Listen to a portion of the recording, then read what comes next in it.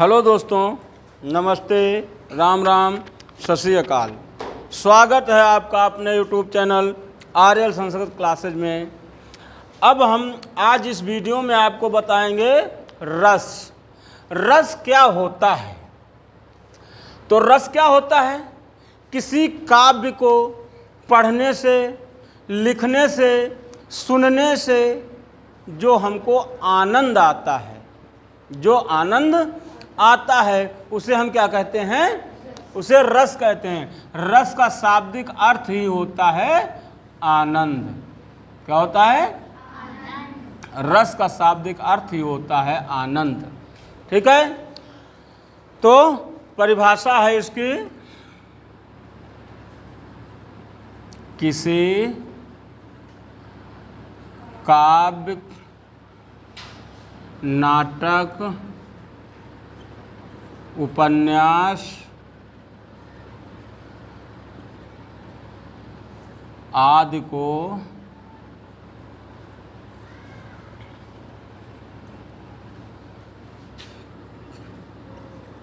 पढ़ने से, लिखने से, देखने से या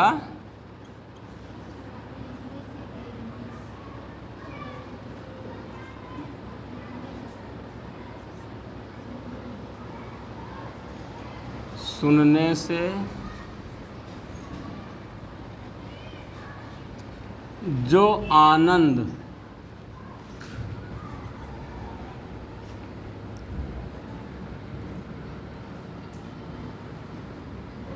प्राप्त होता है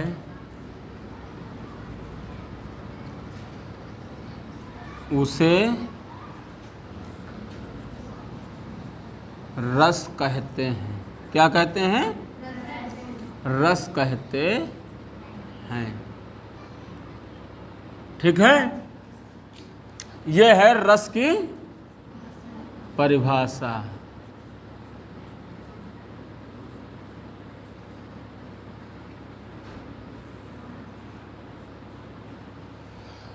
किसी काव्य को, नाटक को, उपन्यास को लिखने से, पढ़ने से, सुनने से, देखने से, मतलब किसी भी प्रकार से हमको कोई अगर आनंद आ रहा है, कोई मजा आ रहा है, तो वो क्या होता है? रस होता है। क्या होता है?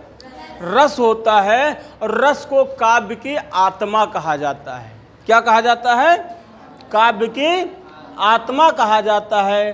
तो काव्य की परिभाषा देते हुए किसने कहा है? भरत मुनि ने।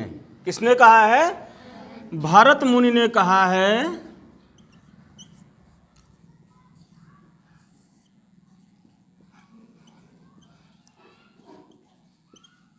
क्या कहा है? भरत मुनि ने कहा है विभाव, अनुभाव, विभावानुभाव, व्यभिचारी भाव।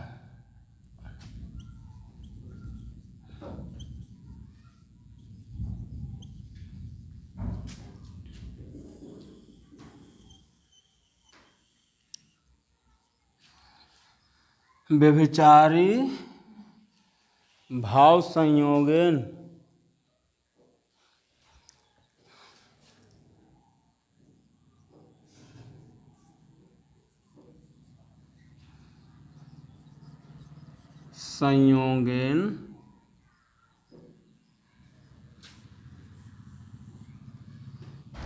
मतलब विभाव, अनुभाव, व्यभिचारी भाव के संयोग से क्या होता है?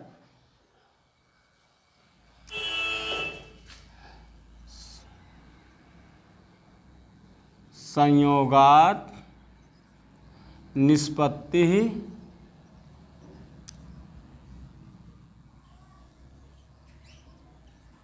रसः, मतलब विभाव।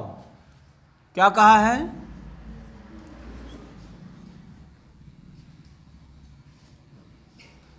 विभाव और अनुभाव और व्यभिचारी भाव।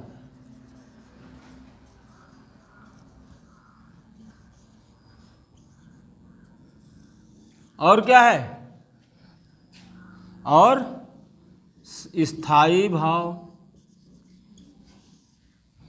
ठीक है,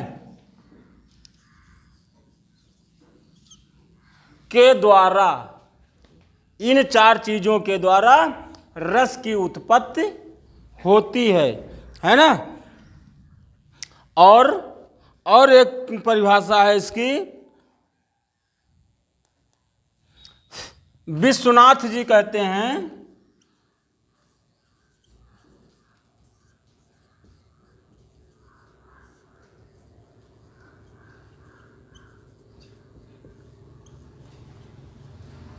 विश्वनाथ जी का क्या कहते हैं? काव्यम वाक्यम रसात्मकम काव्यम। क्या कहते हैं? वाक्यम रसात्मकम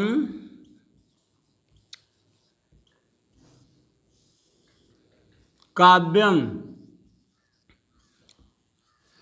वाक्य जो रस युक्त होता है, वाक्य जो रस युक्त होता है वही काव्य होता है।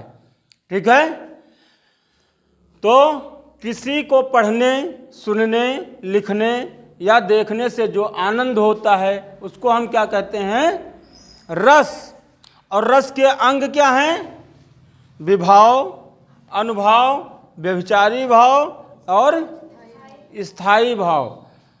और तो जब इन चार चीजों का संयोग, संयोग माने जानते हो,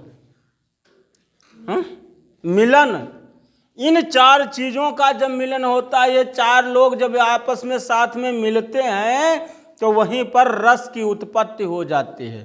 अगर विभाव नहीं है, और विभाव नहीं है, अनुभाव नहीं है, व्यभिचारी भाव नहीं है और स्थायी भाव नहीं है, तो वहां पर रस नहीं है। तो स्थायी भाव क्या होता है? विभाव क्या होता है? ऐसी परिस्थितियां, ऐसी स्थिति जो क्या कर दे? मनुष्य के अंदर क्या करे? भावों को जागृत करे। और कौन से भाव? स्थायी भाव। स्थायी भाव को जो जागृत करे वो क्या है? विभाव है। अनुभाव क्या है? मतलब वहां पर पहुंच करके हम कैसा अनुभव करते हैं, उस क्रियाकलाप को हम कैसे देखते हैं, उससे हमारे अंदर क्या अनुभव, क्या विचारधारा उत्पन्न हो रही है ना। स्थायी भाव, उस चीज को देखने से, सुनने से हमारे अंदर क्या रुक रहा है। कुछ चीजें ऐसी होती हैं जो स्थान बना लेती हैं, कुछ चीज़ें ऐसी होती हैं जो हमारे अंदर स्थान बना लेती हैं और वो हमको बार बार याद आती रहती हैं। और संचारी भाव होता है एक, संचार माने होता है विचरण। कुछ चीज़ें होती हैं जो आती हैं फिर चली जाती हैं, आती हैं फिर चली जाती हैं, वो है संचारी भाव। तो इन सब के संयोग से रस की उत्पत्ति होती है। आगे रस के भाग अगले वीडियो में। तब तक के लिए नमस्ते।